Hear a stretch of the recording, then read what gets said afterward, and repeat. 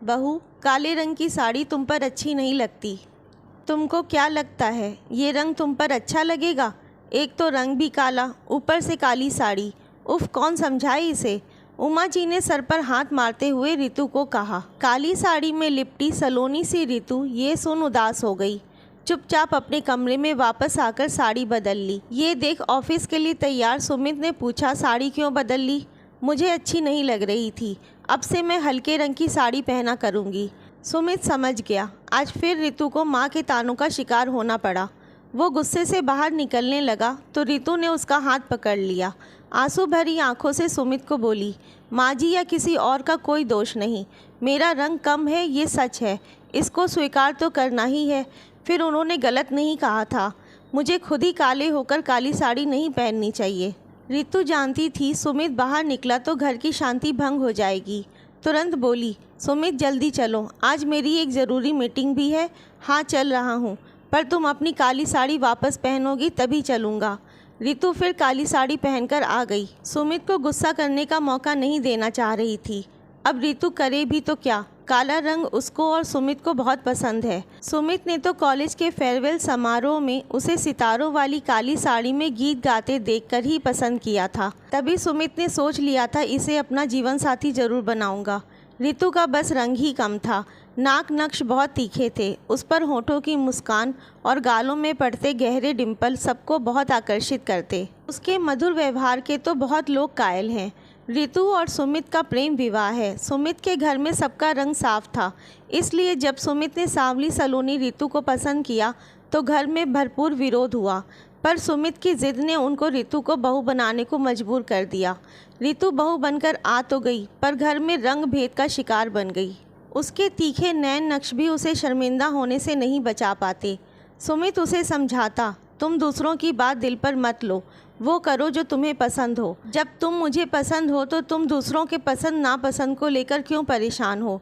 पर रितु कितना भी धीरज रखे, कभी न कभी उसका मन दुखी हो ही जाता। फिर भी रितु अपने मधुर व्यवहार से सबका दिल जीतने की कोशिश करती। रितु को हल्के रंग पसंद नहीं, और जब गहरा रंग पहनती तो सास, ननद और जेठानी के व्यंग्यात्मक तीर चलने लगते, जो रितु को बेहद चुभते। भगवान ने उसे काला रंग दिया तो इसमें उसका क्या कसूर है? पर ये बात सास, ननद या जेठानी को कौन समझाए? घर में सुमित के अलावा ससुर श्यामलाल जी का दिल रितु ने अपने मधुर व्यवहार से जीता है। वही अक्सर सबके व्यंग से उसे बचाते। शाम को जब रितु और सुमित घर पहुँचे तो बैठक में गंभीर बातें चल रही थीं। पता चला ससुर जी को बिजनेस में बड़ा घाटा हुआ है। कई दिनों से वो संभालने की कोशिश कर रहे थे, पर आज दिवालिया घोषित हो गए। अब तक ऐशो आराम से ज़िंदगी बसर करने वाले लोग किनारा काटने लगे। ननद जो अक्सर मायके आती थी अब आना कम कर दी। घर के खर्चे जो अब तक ससुर जी उठाते थे अब बेटों पर आ गया। उजले रंग वाली जेठानी ने पति को क्या समझाया, वे दूसरे फ्लैट में शिफ्ट हो रहे थे।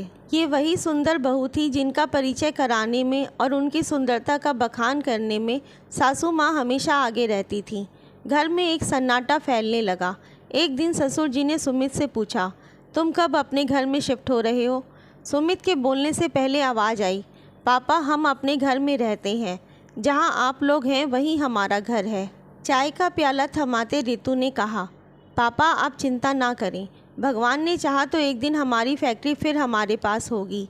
मैंने और सुमित ने अपने ऑफिस से लोन लिया है और अपने एफडी भी तुड़वा लिए हैं। चेक बढ़ाते हुए रितु ने कहा। चेक पकड़ते श्यामलाल जी ने उमा जी की तरफ देखा। उमा जी का सर शर्म से झुका हुआ था। आगे बढ़ रितु के हाथ पकड़कर बोली, रितु मुझे माफ़ कर दो, मैंने तुम्हारा बहुत दिल दुखाया है।